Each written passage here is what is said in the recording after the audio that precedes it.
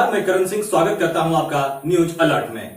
भारत एक कृषि प्रधान देश है, जहां जय जवान जय किसान के नारों के साथ किसानों का सम्मान किया जाता है। लेकिन बेगूसराय में इस लॉकडाउन की आड़ में किसानों की उपजाऊ जमीन को सरकार द्वारा अधिग्रहण करने का मामला सामने आ रहा है।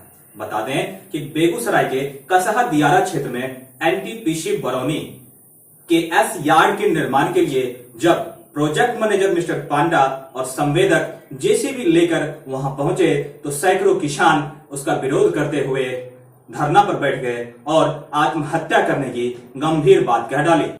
आपको बता दें कि कसहा दियारा क्षेत्र की भूमि से ही वहां के स्थानीय किसानों का पेट पलता। सैकड़ों वर्षों से स्थित इस जमीन को बचाने के लिए वहां के स्थानीय किसान धरना पर बैठने के साथ साथ आत्महत्या करने को भी विवश हो गए। जमीन को आप पूजा करेंगे, यहाँ रोकने के लिए आए, जान देंगे, जमीन नहीं देंगे। एक तरफ देश कोरोना से त्राहिमाम है, दूसरे तरफ बिहार सरकार जो है ये जमीन को जबरदस्ती हम लोगों से किसान से छीनकर एनटीपीसी को एस्पॉन्ड के लिए दे रहा है। 496 एकड़। आज से लॉकडाउन से पहले मराची थाना में एनटीपीसी के साहब हम लोग को बुलाए थे और हम मोकामा के सीओ थे। हम लोग किसान वहाँ पेपर लेकर गए थे। उसके बाद पेपर देखने के बाद बोले कि नहीं, आप लोग का जमीन है, एसडीओ साहब को हम अथी करते हैं, एसडीओ साहब आप लोग को बुलावेंगे तो वार्ता होगा। उस दिन के बाद ना एसडीओ साहब आए ना डीएम साहब आए। आज वो जमीन चला जाता है तो हम लोग रोड पर आ जाएंगे।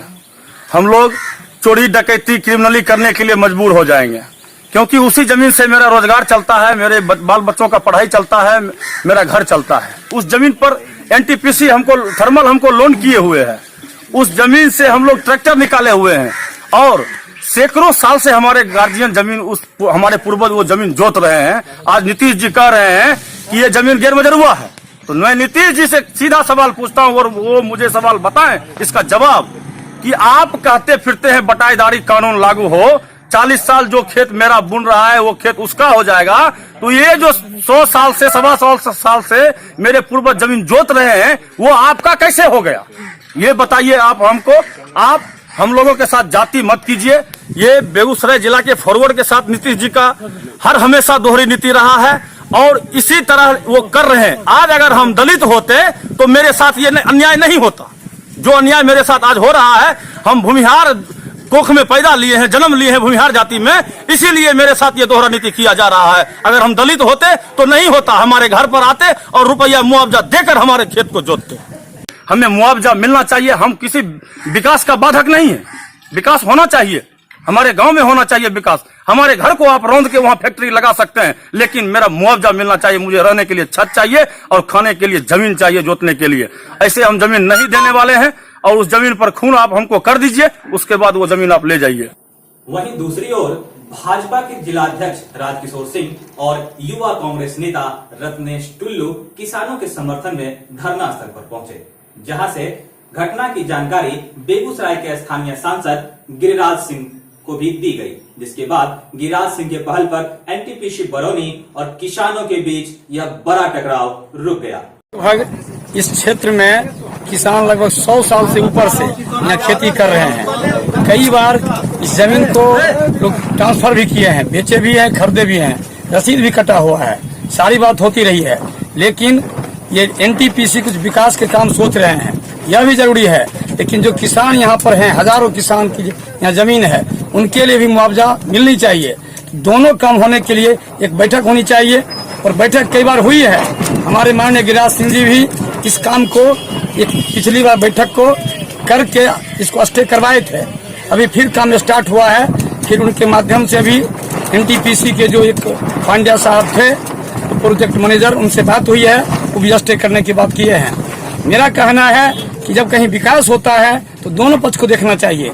एक विकास का पक्ष, दूसरा जो किसान प्रभावित हैं उनको मुआवजा देने की बात, और इसको एक बैठक होनी चाहिए। जब बैठक नहीं होती है तो एक पक्षीय बात होती है। एक पक्षीय बात किसान को बर्दाश्त नहीं होगा, हम लोग बर्दाश्त नहीं होगा। इसके लिए हमारे हजारों किसान यहाँ आए हैं। कुछ बैठक में भेग है, इसके चलते ऐसा हो रहा है। किसान भी प्रभावित हैं, जो संवेदक हैं वो भी प्रभावित हैं और एनटीपीसी भी कुछ अनसुलझी हुई कहानी को जान रहे हैं, समझ रहे हैं। उन्होंने क्या जी ने कहा कि जब तक बैठक नहीं होगी, किसान को मुआवजा नहीं मिलेगी, तब तक काम नहीं होगी। राजनेता लोग जो हैं किसान के साथ में हैं, विकास के साथ में हैं, लेकिन बैठक के पहल पर कुछ बात होनी चाहिए, इसके लिए राजनेता लोग लगे हुए हैं।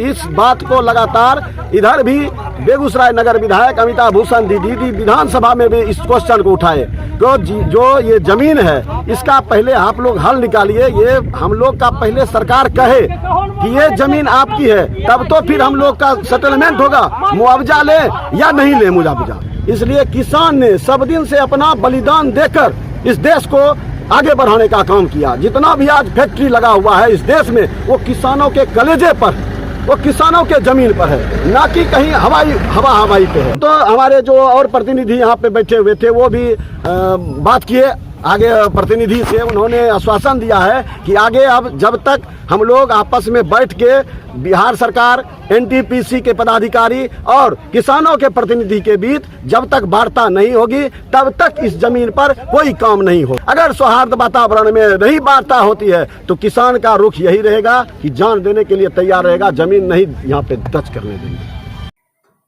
अब देखने की बात यह होगी कि सरकार किस तरह से गरीबों को उनका हक दिलाती है। अभी के लिए मुझे दीजिए इजाजत, कल फिर हाजिर होंगे बेगूसराय की कुछ और बड़ी खबरों के साथ। धन्यवाद।